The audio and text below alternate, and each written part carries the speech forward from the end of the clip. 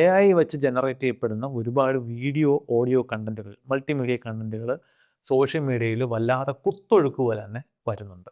AI slope എന്ന വാക്ക് തന്നെ ഇതുമായിട്ട് ബന്ധപ്പെട്ട് നിലവിലുണ്ട്.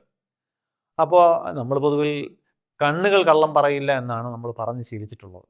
അപ്പോൾ ഇവിടെ നമുക്ക് പരിചയമുള്ള ആളുകളുടെ തന്നെ തീർത്തും വ്യാജമായിട്ടുള്ള വീഡിയോകൾ റിയലിസ്റ്റിക് ആണെന്ന് തോന്നുന്ന രീതിയിൽ AI വെച്ച് ജനറേറ്റ് ചെയ്യപ്പെട്ടാൽ നമ്മൾ ആ ചൊല്ല് മാറ്റേണ്ടി വരുമോ? അങ്ങനെയാണെങ്കിൽ നമ്മൾ എന്തിനെ വിശ്വസിക്കും?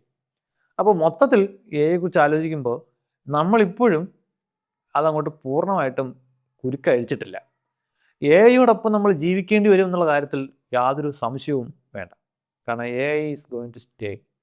അപ്പോൾ നമ്മൾ പഠിക്കേണ്ടത് എങ്ങനെ ഈ AI-യെ മാനേജ് ചെയ്ത് മുമ്പോട്ട് പോകാം, അല്ലെങ്കിൽ ഈ സഹവർത്തിത്വം എങ്ങനെ കൂടുതൽ സുരക്ഷിതവും സുഖകരവുമാക്കി മാറ്റാം.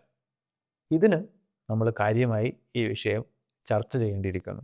ഇതിൻ്റെ സാങ്കേതികവിദ്യാ സൈഡ് മാത്രമല്ല, അതിൻ്റെ സാമൂഹിക വശവും അതിൻ്റെ വൈകാരിക വശവും സാമ്പത്തിക വശവും രാഷ്ട്രീയ വശവും ഒക്കെ ഇഴകീറി പരിശോധിക്കുന്ന ചർച്ചകൾ നമുക്ക് തുടങ്ങി വെക്കേണ്ട സമയം അതിക്രമിച്ചിരിക്കുന്നു.